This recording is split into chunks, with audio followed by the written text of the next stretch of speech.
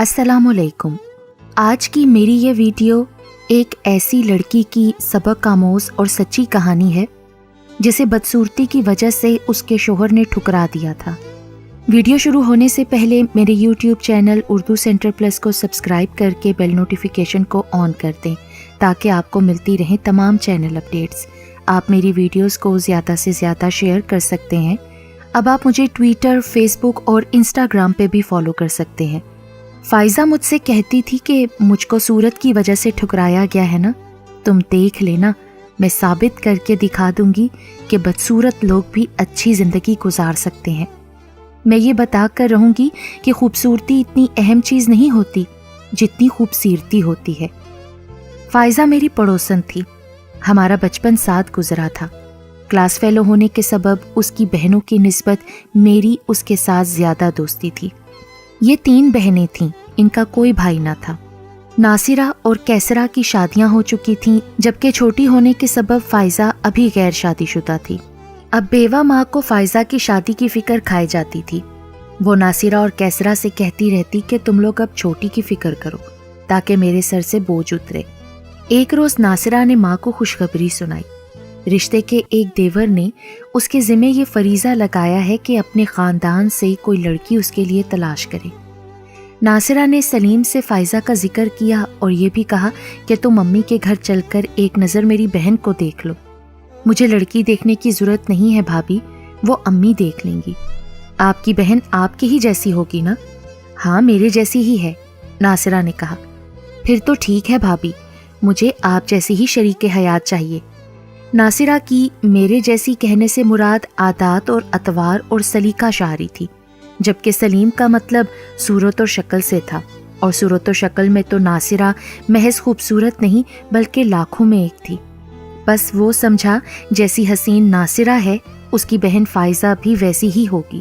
سلیم ناصرہ کا رشتے میں دیور لگتا تھا، اگر حقیقی دیور ہوتا تو اس کو معلوم ہوتا کہ فائزہ دکھنے میں کیسی ہے۔ خیر سلیم کے ہاں خود لڑکی دیکھنے کا رواج نہیں تھا، مائیں ہی لڑکی دیکھتی اور پسند کرتی تھیں۔ سو سلیم کی ماں ناصرہ کے ساتھ اس کی والدہ کے گھر آئیں اور فائزہ کو دیکھتے ہی پسند کر لیا۔ مائیں صرف خوبصورتی نہیں دیکھتی، جس کو بہو بنانا ہو اس میں وہ اور بھی گن دیکھتی ہیں۔ جب فائزہ سے بات کی تو سلیم کی امی کو اس میں طریقہ، تمیز، اچھا اخلاق، غرض اور بھی گن نظر آئے، سو انہوں نے ہاں کہہ دی۔ بیٹے کو بھی خوشخبری سنا دی کہ مجھے ناصرہ کی بہن پسند آئی ہے۔ فائزہ کی تعریف بھی بہت کی۔ سلیم خوش تھا کہ اس کی شادی ناصرہ بھابھی کی بہن سے ہو رہی ہے۔ ناصرہ کی مثالی زندگی ان لوگوں کے سامنے تھی۔ وہ حسین ہونے کے ساتھ اچھا جہیز لے کر آئی تھی کیونکہ اس کے والد نے کافی روپیہ اور جائیداد چھوڑی تھی۔ سسرال میں اس کی بہت عزت تھی۔ حسن اور دولت بہت سے عیب چھپا دیتے ہیں۔ بے شک دولت مند لڑکی سلیقہ شعر نہ ہو تو گزارا ہو جاتا ہے، لیکن ناصرہ تو سلیقہ شعر بھی تھی، سادگی پسند بھی تھی اور اچھا خاصا جہیز وغیرہ بھی ساتھ لائی تھی۔ تو اس کی مثالی کامیاب ازدواجی زندگی سے متاثر ہو کر ہی سلیم کی ماں نے فائزہ کو بہو بنانے کا سوچا تھا۔ معلوم نہ تھا کہ ناصرہ اور کیسرا جہاں خوبصورت ہے وہاں ان کی چھوٹی بہن فائزہ معمولی شکل و صورت اور سانولے رنگ کی ہے۔ وہ کسی طور بھی اپنی بہنوں کا مقابلہ نہیں کر سکتی تھی، البتہ سیرت میں تو وہ اپنی بہنوں سے بھی کہیں زیادہ تھی۔ بہرحال 2-4 بار کے آنے جانے سے سلیم کی والدہ کو تسلی ہو گئی کہ اس نے ٹھیک لڑکی کا انتخاب کیا ہے۔ کچھ دنوں بعد شادی کی تاریخ طے کر دی گئی۔ چٹ منگنی پٹ بیاہ والی بات ہو گئی، مگر شادی کی رات جو خوشیوں کی رات ہوتی ہے، سو فائزہ نے بھی اس رات کے بارے میں سپنے دیکھ رکھے تھے، مگر اس کے سارے سپنے چکنا چور ہو گئے۔ سلیم نے گھونگھٹ اٹھاتے ہی پہلا سوال کیا، کیا تم بھابھی ناصرہ کی ہی بہن ہو نا؟ تم ان کے جیسی تو نہیں؟ میں سمجھی نہیں۔ فائزہ نے سوالیہ نظروں سے دولہے کو دیکھ کر پوچھا۔ ارے وہ تو بہت خوبصورت ہے، ان کی رنگت سرخ و سفید اور تم تو ان کا الٹ ہو۔ کیا بہنوں کی شکل و صورت میں اتنا تضاد بھی ہوتا ہے؟ دولہا کے اس سواگت سے فائزہ کے نازک دل کو دھچکا لگا، وہ ضبط کر گئی۔ سلیم نے اس پر بس نہ کیا، کہنے لگا، پتہ نہیں میری ماں کو مجھ سے کیا دشمنی تھی، میں تو سوچ بھی نہیں سکتا تھا کہ وہ میرے لیے ایسی بیوی منتخب کریں گی۔ انہوں نے مجھے تمہارے رنگ روپ کے بارے میں کچھ نہیں بتایا تھا۔ میری ماں بھی کہتی تھی کہ وہ ناصرہ جیسی ہی ہے۔ مجھے تمہاری بہن اور ماں کے کہنے پر تسلی ہو گئی، میں نے تو تصویر بھی نہ مانگی، میں نے بڑا برا کیا خود پر، میں تمہارے ساتھ نہیں رہ سکتا، میرا تمہارا گزارا مشکل ہے۔ گویا کہ پہلی نظر دیکھ کر ہی اس نے اپنی شریک حیات کو رد کر دیا، بلکہ اپنی دلہن پر الفاظ کے پتھروں کی برسات کر دی۔ فائزہ تو پریشان گم سم بیٹھی رہ گئی۔ کچھ دیر پہلے وہ جو خواب دیکھ رہی تھی سارے کانچ کے ٹکڑے ثابت ہوئے، ایسے ٹوٹ کر بکھرے کہ ان کے ٹکڑے بھی ملنا مشکل ہو گئے۔ ضبط کی ہزار کوشش کے باوجود آنسو اس کی آنکھوں سے بہہ نکلے اور سارے خواب قطرہ قطرہ اشکوں کی شکل میں ٹپکنے لگے۔ وہ خاموشی سے یہ خزانہ لٹا رہی تھی اور سلیم کی زبان کسی زہریلے ناگ کی طرح اپنا کام کر رہی تھی۔ اس کی صورت پر فکرے، اس کی رنگت پر طنز کے تیر فائزہ کی روح تک کو زخمی کر رہے تھے۔ تبھی وہ پھٹ پڑی تو بجائے اس کی دلجوئی کرنے کے وہ اٹھ کر کمرے سے باہر چلا گیا، اور فائزہ ساری رات ارمانوں کی کانٹوں بھری سیج پر تنہا بیٹھی سے سکتی رہی۔ بغیر کسی قصور اور گناہ کے وہ ذہنی اذیت کی سولی پر چڑھا دی گئی تھی۔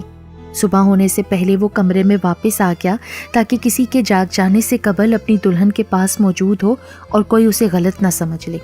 دوسرے دن ولیمہ تھا، وہ سب سے ہنس ہنس کر باتیں کر رہا تھا جیسے رات کچھ ہوا ہی نہیں۔ فائزہ سوچتی رہ گئی کہ مرد اتنے ظالم اور سفاک بھی ہوتے ہیں کیا؟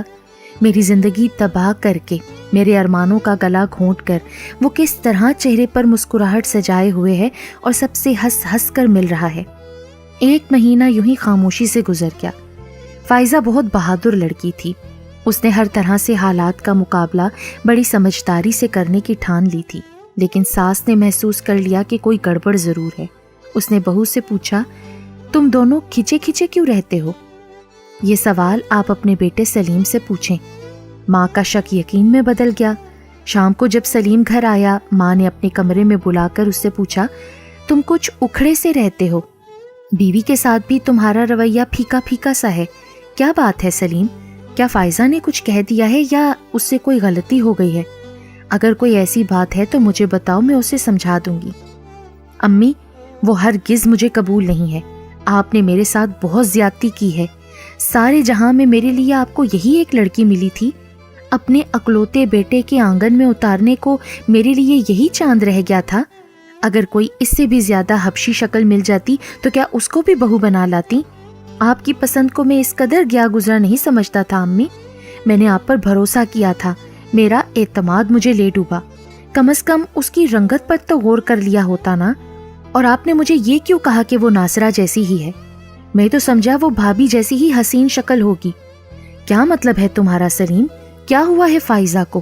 اتنی اچھی تو ہے وہ، آج کل کے دور میں اتنی سلیقہ شعر لڑکی ڈھونڈنے سے نہیں ملے گی، صورت ہی سب کچھ نہیں ہوتی بیٹے، یہ ایسی لڑکی ہے کہ تمہارے گھر کو جنت بنا دے گی، مجھ کو نہیں چاہیے ایسی جنت امی، پر تم اسے کیوں ٹھکرا رہے ہو؟ آخر اس بیچاری کا قصور کیا ہے؟ میرا قصور کیا ہے امی؟ میں تو ناصرہ بھابھی کو اپنا آئیڈیل مانتا تھا، مجھ کو کیا خبر تھی کہ ان کی سگی بہن اتنی گئی گزری ہوگی، میں اس کالی کلوٹی کے ساتھ کیسے گزارا کروں؟ اسے دیکھ کر ہی میرا دل خوش نہیں ہوتا تو میں کیسے اس کے ساتھ رہوں؟ اس میں تو ناصرہ بھابھی کی ایک جیسی بھی ادا نہیں ہے، یہ تو عجب ہی چیز ہے، مٹی کے مادھو جی، اس کو نہیں رکھ سکتا میں اسے طلاق دے دوں گا۔ بیٹے کے منہ سے یہ الفاظ سن کر سلیم کی ماں سکتے میں آ گئی۔ خبردار جو تم نے طلاق کا نام بھی لیا، ہمارے خاندان میں آج تک ایسا نہیں ہوا، جس سے شادی ہو گئی نبھا کیا، تم کو بھی اپنے خاندان کے رواجوں کی حفاظت کرنا ہوگی۔ ٹھیک ہے امی، اگر ہمارے خاندان میں طلاق نہیں ہوتی نا تو خود سنبھالیے اپنی اس بہو کو، میں یہاں سے چلا جاؤں گا، آپ خود اپنی اس خوبصورت بہو کے ساتھ رہیں۔ یہ کہہ کر سلیم اپنے کمرے میں چلا گیا۔ جب اس نے گھر چھوڑ جانے کی دھمکی دی تو ماں پریشان ہو گئی۔ بہت عرصے قبل وہ بیوہ ہو گئی تھی، انہی بیٹوں کے سہارے بیوگی کاٹ دی، دوسری شادی کا بھی نہیں سوچا، وہ تو خاموش رہ گئیں۔ سوائے دعا کہ کیا چارہ تھا کہ خدا سلیم کو ہدایت اور اس کے دل میں فائزہ کے لیے محبت پیدا کرے۔ سلیم نے فائزہ سے دوری قائم رکھی۔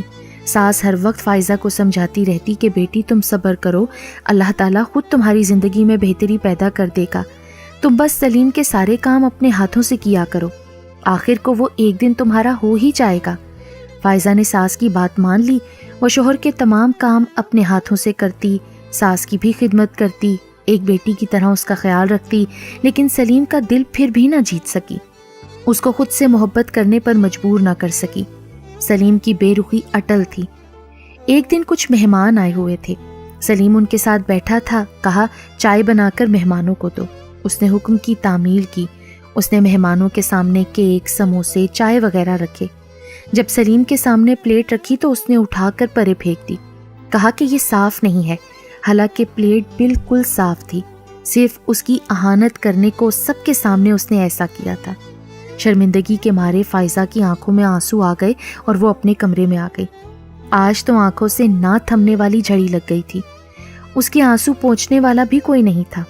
تکیے کو ہمراز بناتے ہوئے سارے آنسو اس کے سپرد کرتی رہی۔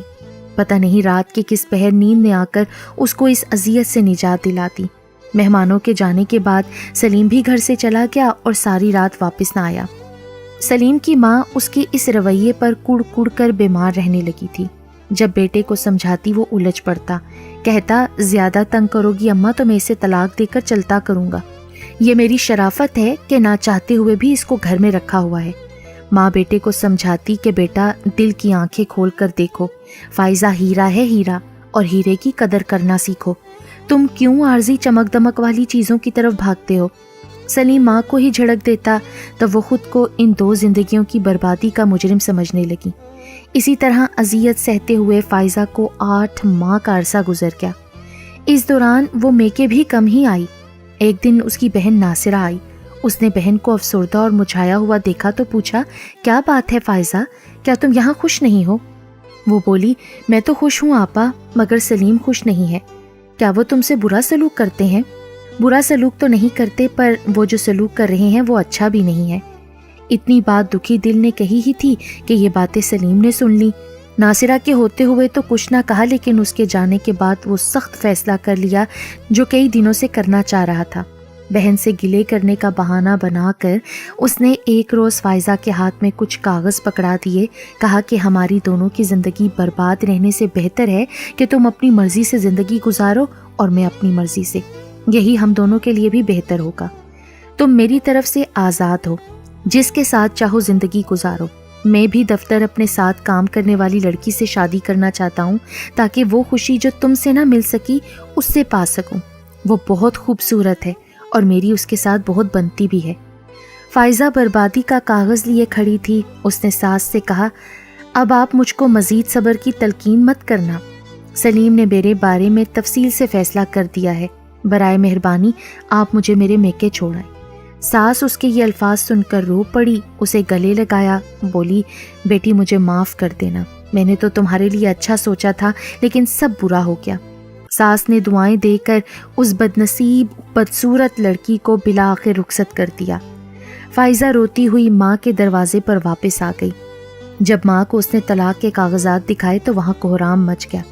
بجائے سلیم کو برا بھلا کہنے کے دونوں بہنوں نے اسے ہی دوش دیا، اسے ہی برا بھلا کہا، قصوروار ٹھہرایا کہ تمہارا ہی رویہ صحیح نہ رہا ہوگا جو تمہارے شوہر نے اتنا بڑا قدم اٹھا لیا۔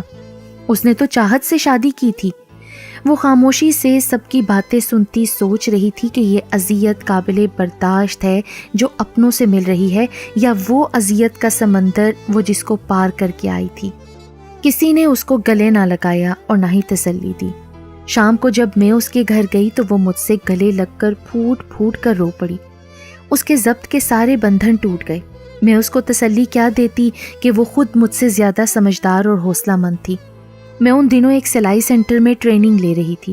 اس نے میرے ساتھ ہی سینٹر میں داخلہ لے لیا، حالانکہ اس کو وہاں داخلہ لینے کی ضرورت نہیں تھی، وہ بہت اچھی سلائی پہلے سے ہی جانتی تھی۔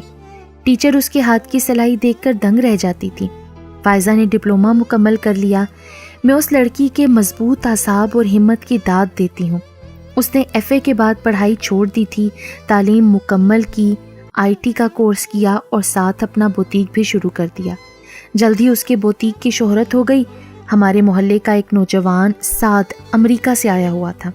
اس نے جب بوتیک کی شہرت سنی تو اپنی خالہ سے کہا کہ مجھ کو فائزہ کا کام دیکھنا ہے۔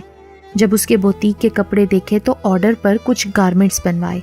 پھر وہ ان کو امریکہ لے گیا جہاں اس کا بزنس تھا۔ وہاں ان کپڑوں کو خوب پذیرائی ملی۔ سعد نے فائزہ کو مزید آرڈر دے کر بہت سے گارمنٹ حسب منشا بنوائے۔ اس شخص کی تو قسمت کھل گئی، اس کا بزنس امریکہ میں بہت اچھے سے چل پڑا۔ بہت منافع پر فائزہ کے بنائے ہوئے لباس وہ وہاں بیچتا تھا اور ڈیزائن بھی بے حد پسند کیے جاتے تھے۔ اس بار جب وہ پاکستان آیا تو اس نے فائزہ کو شادی کی آفر کر دی، جس کو اس نے قبول کر لیا۔ سعد سے شادی کر کے وہ امریکہ چلی گئی۔ وہ 6 سال بعد پاکستان آئی، مجھ سے ملی تو میں اس کو خوش دیکھ کر نہال ہو گئی۔ اس کا شوہر سعد اس سے بے انتہا پیار کرتا تھا۔ آج فائزہ کے پاس کسی بھی شے کی کمی نہیں ہے۔ سچ ہے کہ ہیرے کی قدر جوہری ہی جانتے ہیں۔ فائزہ کے تعاون سے سعد کا بزنس ترقی کر چکا ہے، دونوں خوش و خرم زندگی گزار رہے ہیں۔ اس نے واقعی اپنی یہ کہی ہوئی بات ثابت کر دی کہ انسان تدبیر کرے اور ہمت نہ ہارے تو بدصورت ہو کر بھی وہ اپنی منزل پا سکتا ہے۔ ادھر سلیم نے آفس کی لڑکی سے اپنی پسند کی شادی کر لی تھی۔ اپنی ساس کو تو اس لڑکی نے 1 مہینہ بھی ٹکنے نہ دیا۔ ساس اپنے دوسرے بیٹے کے گھر میں شفٹ ہو گئی۔ سلیم سے بھی ہر وقت وہ بیجا فرمائشیں اور جھگڑے کر کر کے اس کا جینا حرام کر کے رکھتی ہے۔ ساس کے بقول سلیم کو فائزہ کی یاد اب آتی ہے، لیکن اب کچھ نہیں ہو سکتا، وہ مجبور ہے۔ اپنی ماں کو تو کھو چکا ہے، پر اپنی پسند سے کی ہوئی لڑکی سے شادی کر کے اپنے بچوں کی ماں کو برداشت کرنا اس کی مجبوری ہے۔